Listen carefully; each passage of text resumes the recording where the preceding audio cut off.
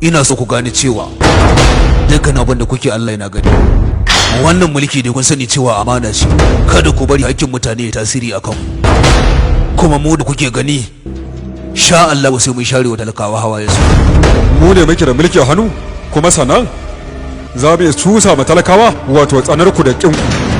Lalle babu shaka idan har ya kasance ina kan kujera ta, to ina mai tabbatar maka da cewa kai da mulki a wannan ƙasa sai dai kaga ana yi. Ya isa haka.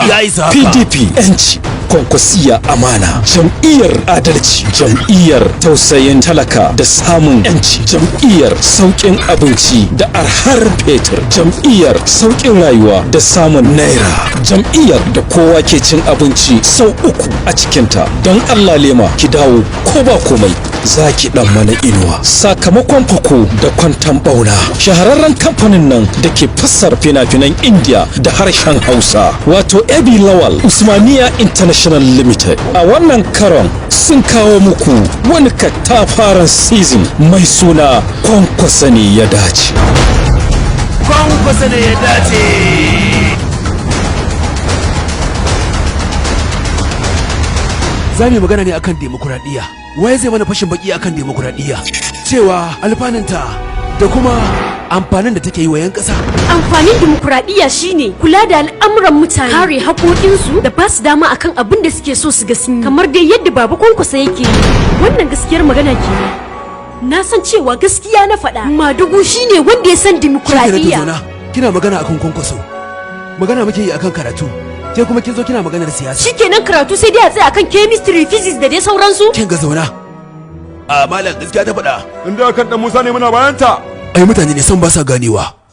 Shi Kwankwasa ba abin da ya sa a gabansa sai zalla aikin alheri. A yayin da ake haɗa wannan auratayya mai ɗimbin albarka, wannan aiki ne wanda ya kamata a ce dama ana yin sa. Idan kun saurara, zan faɗa muku cewa ba ni kaɗai ne ya kamata a ce ina aiwatar da irin wannan ba.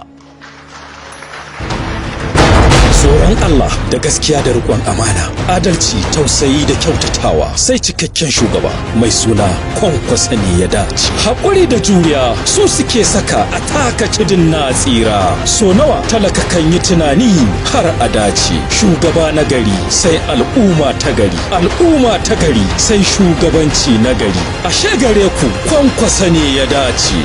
Tuba nake mai gida dan Musa. Dan Allah ka yi hakuri ka yabe ni gaji, tuba nake yi kaji ko. Kai ne wanda ka tsaya min har na ci zabe na. Ƙarshe kuma na maka ba daidai ba. Dama mu ai ba ma kullatar mutum a rai. Sai dai mun san cewa komai nisan jifa ƙasa za ta faɗo. Yanzu to wa gari ya waya.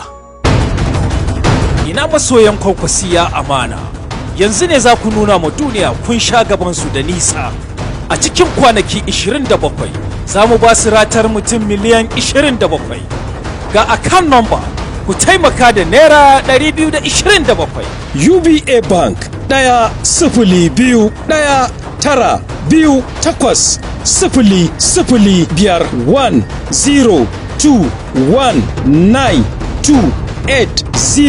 10005 AB Lawal Usmaniya International Limited. Don mu kammala wannan aikin a cikin kwanaki 27.